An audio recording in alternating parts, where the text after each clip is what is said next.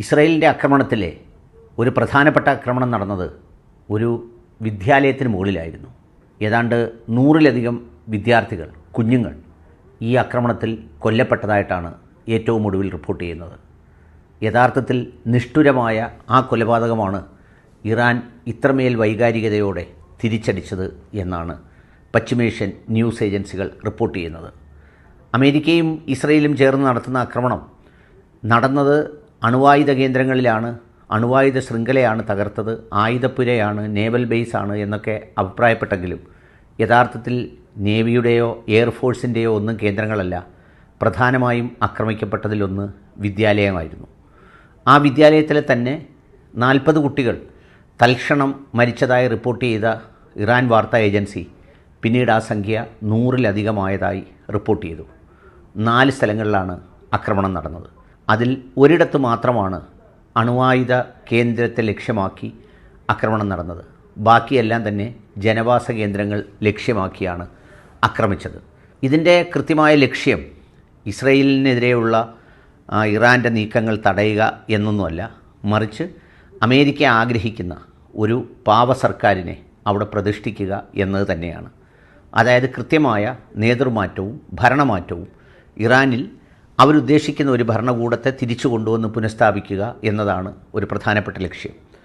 ആ ലക്ഷ്യപൂർത്തീകരണത്തിന് വളരെ മാരകമായി ആക്രമിക്കാൻ തന്നെയാണ് ഇസ്രയേൽ അമേരിക്ക കൂട്ടുകെട്ടിൻ്റെ തീരുമാനം. കാരണം യുദ്ധം അങ്ങനെ മാസങ്ങളോ വർഷങ്ങളോ നീട്ടിക്കൊണ്ടു പോകാനുമാകില്ല. കഴിയുമെങ്കിൽ 7 ദിവസം കൊണ്ടോ 10 ദിവസം കൊണ്ടോ അത് പൂർത്തിയാക്കണം എന്ന നിർബന്ധത്തിലാണ് കനത്ത ആക്രമണം ആദ്യ മണിക്കൂറിൽ തന്നെ തുടങ്ങിയത്. ഇത് മനസ്സിലാക്കിയാണ് ഇറാനും തങ്ങൾക്കാവും വിധം എല്ലായിടത്തും ആക്രമിക്കുക എന്ന നിലപാടിലേക്ക് പോയത് എന്നാണ് പറയപ്പെടുന്നത്. അത്തരമൊരു നീക്കം ആത്മഹത്യാപരമാണെങ്കിൽ പോലും അതല്ലാതെ വേറെ മുന്നിൽ വഴിയില്ല എന്നതാണ് ഇറാൻ മുന്നോട്ട് വെക്കുന്ന അഭിപ്രായ പ്രകടനം. ഏതായാലും ഈ യുദ്ധം ലോക സാമ്പത്തിക സ്ഥിതിക്ക് കനത്ത ആഘാതം സൃഷ്ടിക്കുമെന്ന് മാത്രമല്ല, മിഡിൽ ഈസ്റ്റ് രാജ്യങ്ങളെ ഇത് നന്നായി ബാധിക്കുകയും ചെയ്യും. അമേരിക്കൻ നേവൽ ബേസുകൾ ഉള്ളതുകൊണ്ട് തങ്ങൾ സുരക്ഷിതമാണ് എന്ന ഒരു അവസ്ഥ മാറുന്നു എന്നുള്ളത് ഈ അക്രമത്തിൻ്റെ ഒരു പ്രത്യേകതയാണ്. ഏതായാലും അത്തരമൊരു ആക്രമണം ഒരിക്കലും പാടില്ലാത്തതായിരുന്നു, അങ്ങനെ ചെയ്തുകൂടാത്തതായിരുന്നു എന്ന് പറയുമ്പോഴും നിർവാഹമില്ലാതെയാണ് ഇത്തരമൊരു തിരിച്ചടിക്ക് മുതിർന്നത് എന്നാണ് പറയപ്പെടുന്നത്.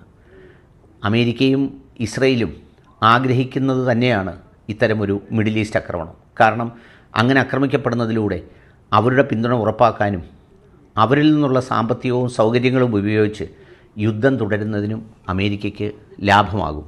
എന്നുവെച്ചാൽ എങ്ങനെ നോക്കിയാലും അടിക്കുന്നതും കൊല്ലപ്പെടുന്നതും ഇല്ലാതാകുന്നതും അവർ ആഗ്രഹിക്കുന്ന ശത്രുക്കൾ തന്നെയാണ്.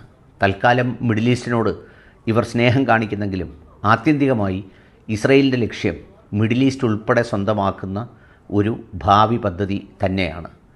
ഏതായാലും ഇത് കടുത്ത വഷളാകുന്നത് ലോകം മുഴുവൻ ആശങ്കയോടെയാണ് നോക്കിക്കാണുന്നത്.